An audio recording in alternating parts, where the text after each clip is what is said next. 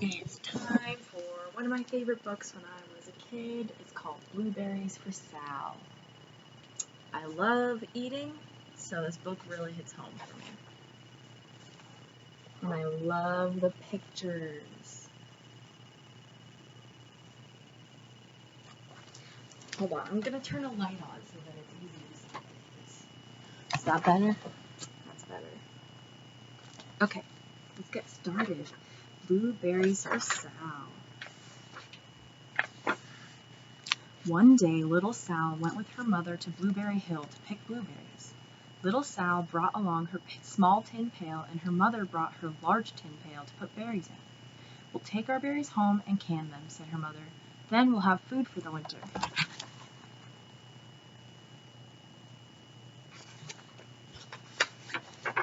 Little Sal picked 3 berries and dropped them in her little tin pail. Kerplunk, kerplank, kerplunk. She picked 3 more berries and ate them. Then she picked more berries and dropped 1 in the pail. Kerplunk, and she ate the rest. Then little Sal ate all 4 blueberries out of her pail, so it was empty.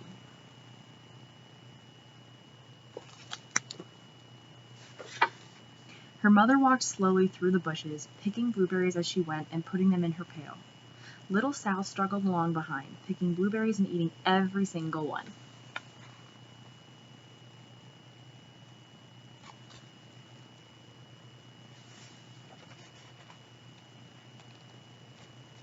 Little Sal hurried ahead and dropped a blueberry in her mother's pail.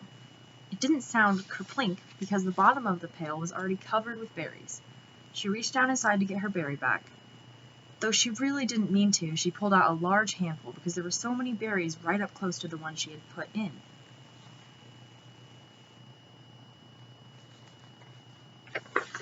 Her mother stopped picking and said, "Now, Sal, you run along and pick your own berries.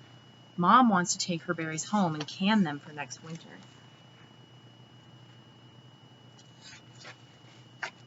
Her mother went back to picking, but little Sal, because her feet were tired of standing and walking, sat down in the middle of a large clump of bushes and ate blueberries.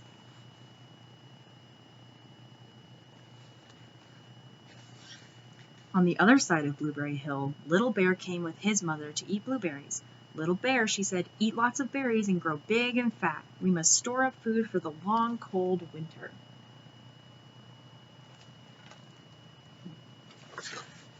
Little Bear followed behind his mother as she walked slowly through the bushes eating berries. Little Bear stopped now and then to eat berries, but then had to hustle along to catch up to his mom.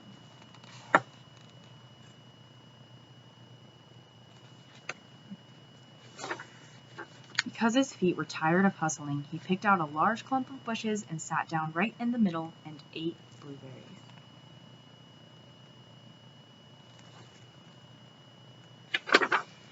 Over on the other side of the hill, little Sal ate all of the berries she could reach from where she was sitting. Then she started out to find her mother.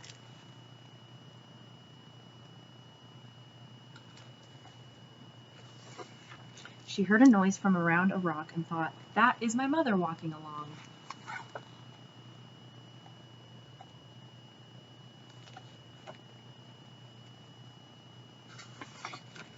But it was a mother crow and her children, and they stopped eating berries and flew away, saying, "Caw, caw, caw." Then she heard another noise in the bushes and thought, "That is surely my mother, so I'll go that way."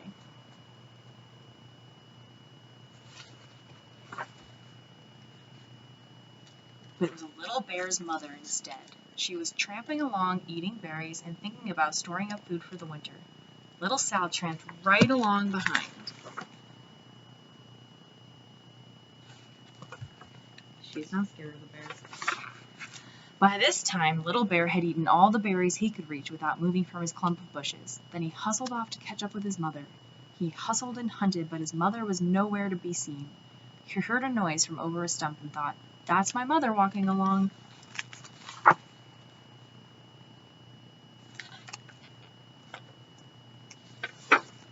But it was a mother partridge and her children. They stopped eating berries and hurried away. Then he heard a noise in the bushes and thought, "This is surely my mother, so I'll hustle that way."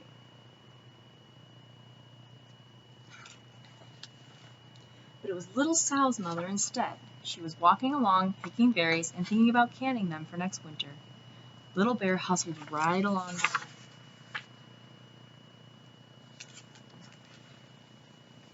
Little Bear and Little Sal's mother and Little Sal and Little Bear's mother were all mixed up with each other among the blueberries on Blueberry Hill.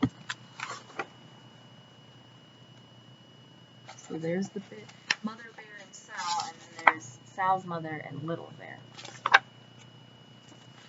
Really far away from each other. Little Bear's mother heard Sal walking along behind and thought it was Little Bear, and she said, "Little Bear, munch, munch, eat all you can possibly hold." Little Sal said nothing. She picked 3 berries and dropped them, kerplink, kerplink, kerplunk, in her small tin pail.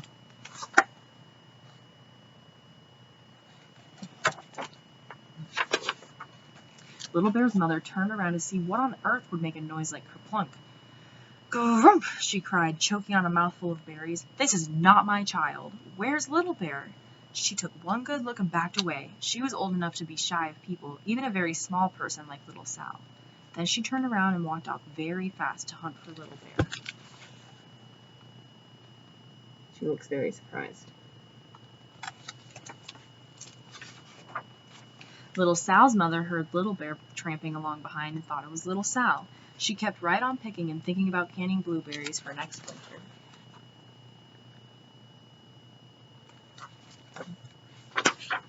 Little Bear padded up and peeked into her pail. Of course, he only wanted to taste a few of what it was inside, but there were so many, and they were so close together that he tasted a tremendous mouthful by mistake. "Now, Sal," said Little Sal's mother without turning around, "you run along and pick your own berries. Mother wants to can these for next winter." Little Bear tasted another tremendous mouthful and almost spilled the entire pail of blueberries.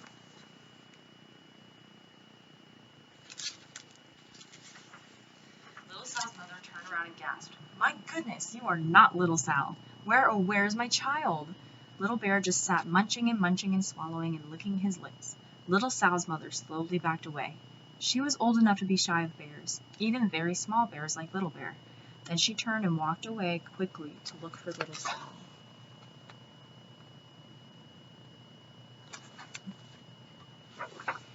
She hadn't gone very far before she heard a kerplunk, kerplunk, kerplunk.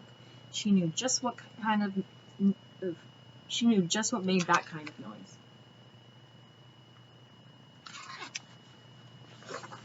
Little Bear's mother had not hunted very long before she heard a hustling sound that stopped now and then to munch and swallow.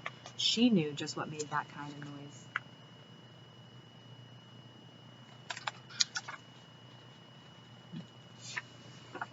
Little Bear and his mother went home down one side of Blueberry Hill, eating blueberries all the way, and full of food stored up for next winter. And Little Sal and her mother went down the other side of Blueberry Hill, picking blueberries all the way, and drove home with food to can for next winter. A whole pail of blueberries and 3 more besides.